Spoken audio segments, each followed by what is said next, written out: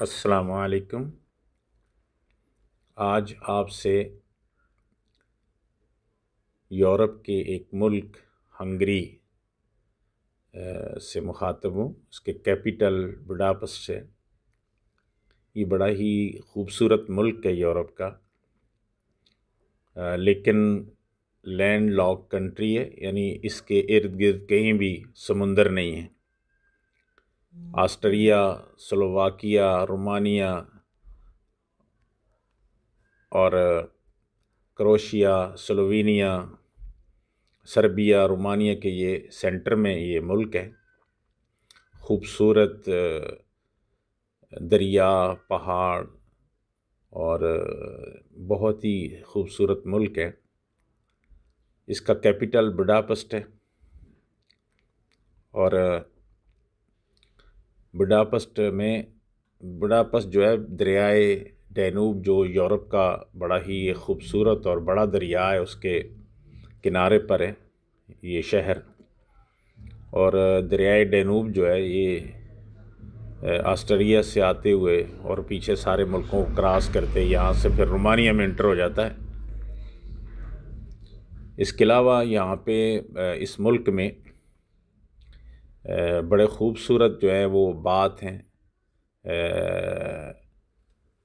تھرمل بات جو ہیں، جن میں قدرتی پانی جو ہے وہ گرم ہوتا ہے، اور بہت ہی سستا ملک ہے ہر معاملات میں، کھانے پینے میں، ہوٹلنگ، ریسٹورنٹ، سب کچھ جو ہے، اور حتیٰ کہ آپ شاپنگ کرتے ہیں تو وہ بھی بہت ہی سستا ہے۔ باقی جو ہے آپ ساتھ ساتھ ویڈیو میں دیکھیں گے، اور میں ہمیشہ آپ سے ریکویسٹ کرتا ہوں کہ برائے مہربانی جب آپ ویڈیو کو لائک کرتے ہیں تو کم از کم چند منٹ چل کے آپ اتنی زحمت بھی اٹھاتے ہیں، لیکن بعض دوستوں کو تو شوق نہیں ہوتا، وہ ویڈیو کو لائک کر کے فوراً ہی کلوز کر دیتے ہیں، اس سے پھر وہ جو آپ کا لائک ختم ہو جاتا ہے، اور بعض لائک اور کمنٹس کر کے بند کرتے ہیں۔ کمنٹس تو ختم نہیں ہوتا، لیکن لائک جو ہے یوٹیوب کا ختم ہو جاتا ہے۔ انشاءاللہ آپ یہ ویڈیو دیکھیں گے تو آپ کو اچھی لگے گی۔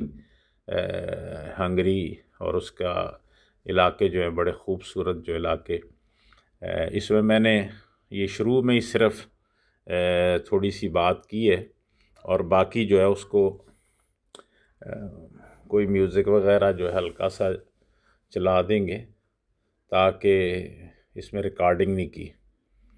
تو آپ ویڈیو کو دیکھیں کہ بھی ڈینوب ریور کے جو اس میں بڑے اچھے اچھے وہ ٹور ہیں، اور بڑے سستے اور چیپ ہیں، اور کسی بھی آپ ہوٹل میں سٹے کریں گے تو آپ کو انتہائی سستے ریٹ میں مل جاتا ہے۔ 40-50 میں بہت اچھا ہوٹل مل جاتا ہے، اور ہاسٹل جو ہے وہ تو 15-20 میں مل جاتے ہیں یورو میں۔ اور آپ اگر کھانا بھی کھاتے ہیں تو 8-10 یورو میں اچھا کھانا کھا سکتے ہیں۔ اور تھرمل بات جو ہیں وہ بھی بڑے زبردست قسم کے ہیں۔ پورے یورپ میں آپ پھریں گے تو آپ کو جیسے بڈاپسٹ کے تھرمل بات ہیں آپ کو کہیں بھی نہیں ملیں گے۔ انشاءاللہ مجھے امید ہے کہ آپ اس ویڈیو کو انجوائے کریں گے اور آپ کو اچھی لگے گی، اور پھر اس کے بعد آپ کے کمنٹس کا انتظار کروں گا۔ اللہ حافظ۔